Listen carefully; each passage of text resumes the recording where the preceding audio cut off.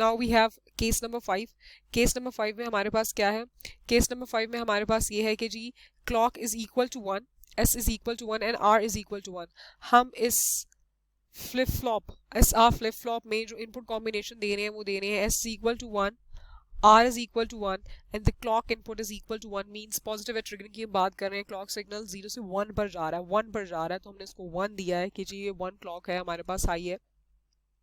तो हमारे पास जो इक्वेशन हमने ये जनरल इक्वेशंस निकाली हुई हैं when our clock input is high, जब जब हमारी क्लॉक इनपुट हाई होगी तो इसी इक्वेशन में हम सारी वैल्यूज अगर डाल दें तो हमारे पास यही वाली बात निकलती है. S1 is equal to S का बार, और S हमारे पास इस टाइम क्या है, हमने S दिया है 1 यूजर ने, तो S1 is equal to S का बार मीन्स कॉम्प्लीमेंट आ गया, देखिएगा 1 का complement 0. And similarly R1 is equal to R का complement whenever these two equations were derived whenever our clock input is high. तो वही हमने यूज किया क्योंकि हमारी क्लॉक इनपुट हाई है, तो R1 is equal to R का कॉम्प्लीमेंट और R की वैल्यू यूजर ने 1 दी है तो यहाँ 0 आ गया. अब S1 is equal to 0 and R1 is equal to 0. S1 कहाँ लिखा हुआ है डायग्राम में, S1 is equal to 0 and R is equal to 0. आगे हमारे पास ये जो ब्लॉक है आपने देखा है ये S बार R बार लैच का ब्लॉक है, तो S बार R बार लैच के ब्लॉक की इनपुट अगर यहाँ भी 0 हो और यहाँ भी 0 हो तो ये बात हमें याद है इसके फंक्शन में S बार R बार लैच में कि हमारे पास ये लैच जो है वो आउटपुट क्या जनरेट करता था, वो अनडिफाइंड स्टेट जनरेट करता था. तो हमारे पास अब functional table of SR flip flop में जो आखिरी बात रहेगी वो ये रहेगी, whenever our clock input is high our S is equal to 1, our R is equal to 1, तो we have gone in the undefined state of the latch.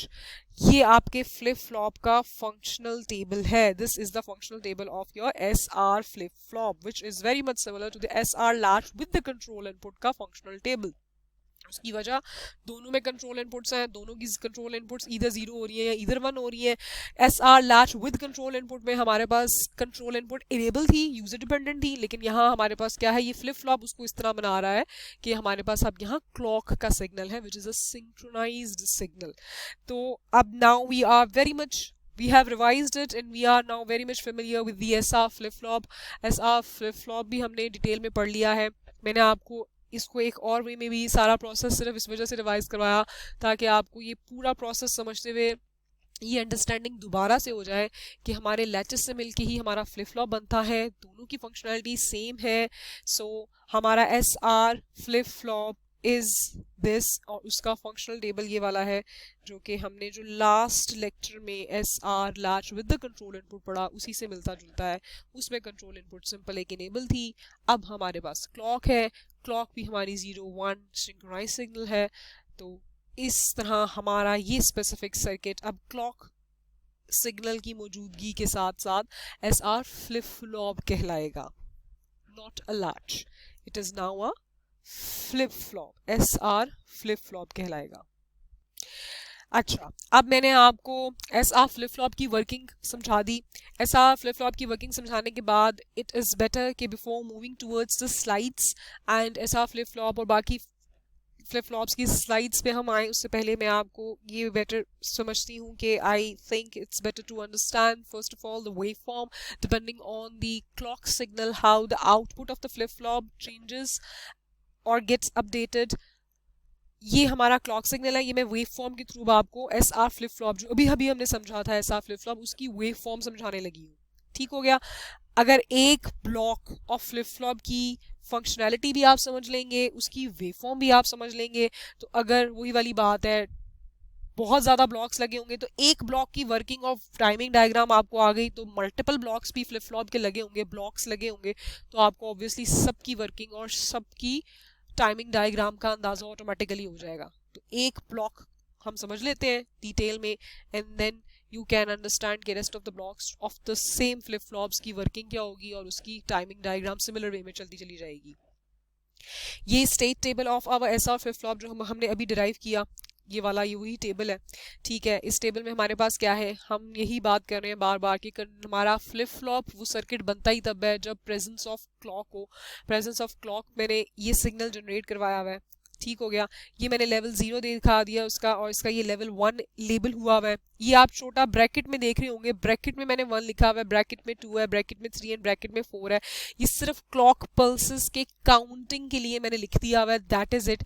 ये क्लॉक पल्स इस तरह चलती रहती है, चलती रहती है, चलती रहती है, लेकिन मैंने कितनी पल्सेस ले ली है? मैंने पल्स ले लिए एक, ये 1 पल्स, 2, तीसरी, चौथी, ठीक है, 1 2 3 एंड 4 क्लॉक पल्सेस मैंने ले ली है, ताकि आपको आइडिया हो जाए कि अच्छा when I am talking about this first clock pulse तो उसका मतलब है ये पहला एज ट्रिगर, ठीक है।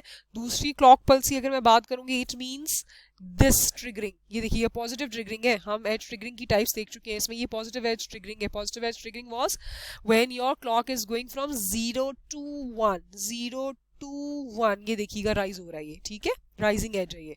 तो ये सेकंड क्लॉक पल्स की बात हो रही है, थर्ड क्लॉक पल्स की बात हो रही है, एंड फोर्थ क्लॉक पल्स की बात हो रही है, ठीक हो गया। एक तो हमारा इनपुट क्लॉक आ गया, सिग्नल, जो कि एसआर फ्लिप फ्लॉप में होता है।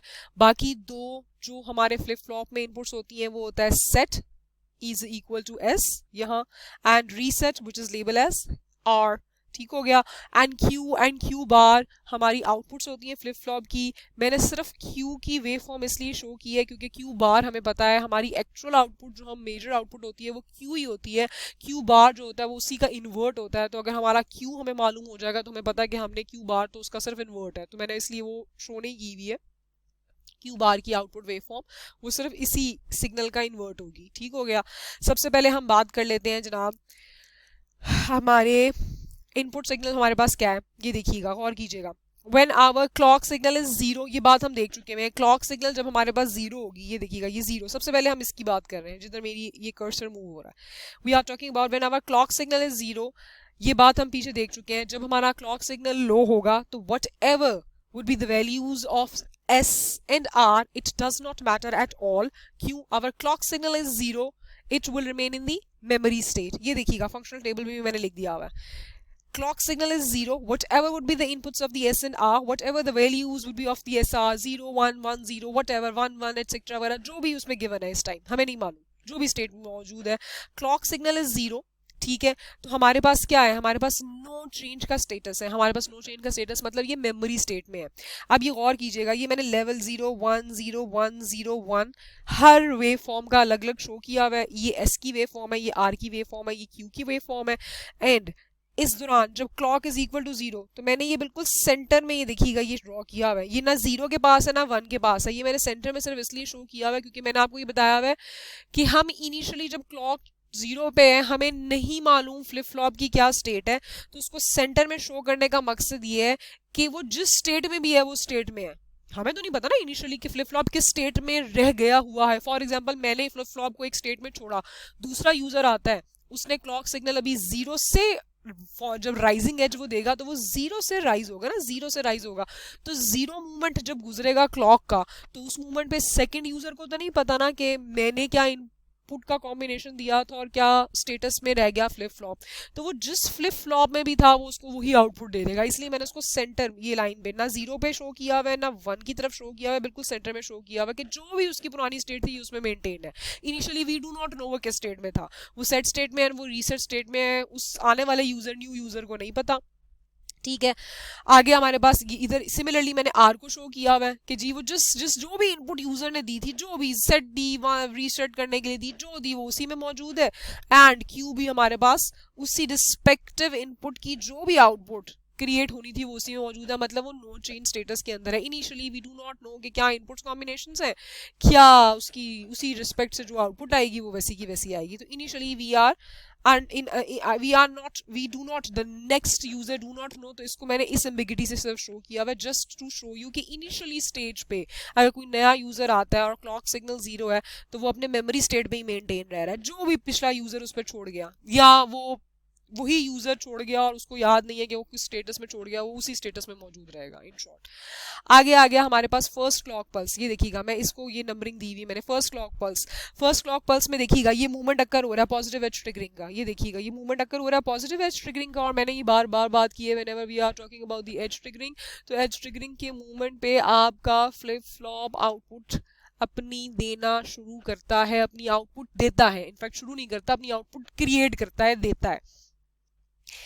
पहली क्लॉक पल्स नंबर 1, ये नंबरिंग है 1 2 3 एंड 4। क्लॉक पल्स नंबर 1 पे देखिएगा, ये देखिएगा ये पॉजिटिव एज ट्रिगरिंग अकर हो गई है। मैं आपको बताया मैंने flip flop positive edge triggering पे हम काम कर रहे हैं। तो पॉजिटिव एज ट्रिगरिंग में ये देखिएगा 0 से 1 का ये स्टेटस है हुआ है। अब ये देखिएगा डॉटेड लाइन से फॉलो कीजिएगा। अब मैंने क्या किया है, मैंने ये वाला ये देखिएगा ये रॉ स्टार्ट होने लगी है। We are going to talking about के क्लॉक सिग्नल इज 1, ठीक हो गया। अब एस का स्टेटस क्या दिया, S input and R input तो यूजर ने देनी है ना, उसने दिया जी 0। इस मूवमेंट पे 0 है ना, ये देखिएगा सिर्फ अभी इतने मूवमेंट तक रहिएगा। इस सिग्नल में ये क्या है, इस मूवमेंट पे ये 0 हो गया, ये देखिएगा 0 के करीब है ना, बिल्कुल 0 के साथ है। एस इज 0 और आर क्या है इस मूवमेंट पे आर क्या है, आर इज 1। ये देखिएगा 1 पे चला गया ना आर, ये देखिएगा राइज हो गया है 1 पे चला गया है आर, ये 1 अकर हो गया है। एस जो है वो फॉल कर चुका है, वो 0 हो चुका है। आर जो है वो राइज कर चुका है, वो 1 हो चुका है। तो according to the functional table हमारे पास इनपुट कॉम्बिनेशन कौन सी वाली है, देखिए मैंने ब्रैकेट में 1 भी लिखा हुआ है ताकि आपको पता लग सके कि मैं टेबल में किस रॉ को किस टाइम पल्स के साथ मैच कर रही हूँ। 1, ये देखिएगा 1 मैंने यहाँ लेबल किया हुआ है, ये इस मूवमेंट पे है, तो इस मूवमेंट पे you will go towards this row, ठीक हो गया। Clock is 1, S is 0, R is 1। तो according to this table functional table हमारे पास क्यू क्या होना चाहिए था, हमारे क्यू ने अपने आप को रीसेट कर देना, 0 दे देना। अब ये देखिएगा ये पॉजिटिव एज ट्रिगरिंग में एस फॉल कर गया हुआ है 0, आर राइज कर गया हुआ है 1। ये हमने इनपुट कॉम्बिनेशन दे दिए, तो आउटपुट देखिएगा ये आउटपुट ये आ गई आपकी, देखिए 0 की तरफ फॉल कर गई हुई है, उसी मूवमेंट पे कर गई हुई ना, ये देखिएगा इसी मूवमेंट पे हमें ये गेन हो चुका हुआ है, ये देखिएगा 0 गेन हो चुका हुआ है हमें, ठीक है। अब हमारे पास क्या हो गया, अब हमारे पास मूवमेंट आकर हुआ जी ये हाई हो गया। अब तो जाहिर बात है ये वाला ये तो लेवल 1 ही कहलाएगा ना, जब वो लो से हाई पे ट्रिगर हो रहा है, मतलब ये लो से हाई की ट्रांजिशन हो रही है, तो क्लॉक सिग्नल क्या हो रहा है 1 पे ही जाएगा ना, राइज हो रहा है 1 पे ही जाएगा।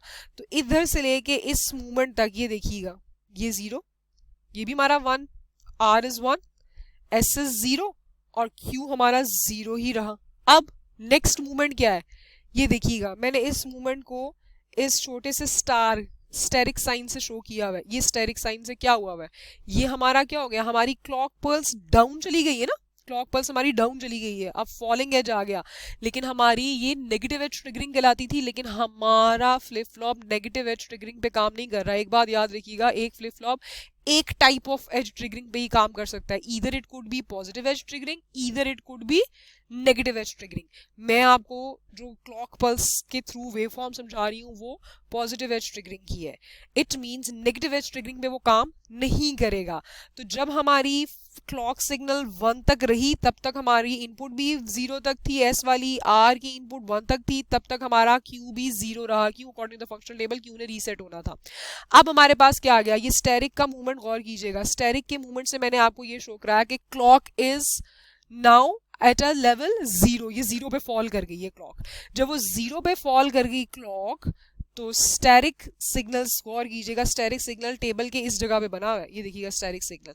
तो फंक्शनल टेबल से हमें ये बात पता है कि क्लॉक सिग्नल अगर 0 पे चली जाए तो whatever the inputs of the S and R it will not care about this, हमारी आउटपुट नो चेंज, मतलब अपनी प्रीवियस वैल्यू को मेंटेन रखेगी। अब गौर कीजिएगा ये स्टेरिक का सिग्नल के दौरान अब एस की वैल्यू 0 रही, ठीक है, ये इत्तेफाक है, मतलब आपको हर तरीके से बताया जा रहा है। एस 0 रहा, एस इनपुट सेम रही, मतलब उसने अपनी 0 लेवल भी इस दौरान भी 0 लेवल मजीद चला लिया। आर क्या हुई, आर मैंने चेंज करवा दिए, ठीक है, आर क्या हो गई, इस स्टार्स के नीचे फॉलो करते जाइएगा इधर, ये देखिएगा ये एस अगेन 0 रहा, मेंटेन रहा 0 पे, कोई बात नहीं। आर यूजर ने कर दिया 1 से 0 पे कर दिया, 1 से 0 पे कर दिया, clock signal is going towards the 0, और आर हमने चेंज कर दिया यूजर ने, एस उसने वही रखा। तो ये वाली रॉ देखिएगा जहां स्टार लिखा हुआ है, क्लॉक सिग्नल जब 0 हो, एस 0 हो, आर 1 हो, एस 1 हो या आर 0 हो या कोई भी स्टेटस एस और आर पे हो, कोई फर्क नहीं पड़ेगा, उनमें चेंज होने में भी कोई फर्क नहीं पड़ेगा, क्यों हमारा आउटपुट जो है वो नो चेंज स्टेटस में रहेगा। मतलब नो चेंज स्टेटस का मतलब है वो हमारा, ये देखिएगा मैं आपको रेड लाइन से शो करवाती हूँ, ये देखिएगा ये स्टार का सिग्नल, ये देखिएगा हमारी आउटपुट देखिएगा ये 0 पे ही मेंटेन रही है, ये देखिएगा यहां से लेके यहां तक, ये देख रहे हैं यहां से लेके यहां तक ये 0 पे ही मेंटेन रहा है, ठीक हो गया, ये 0 पे ही मेंटेन रहा।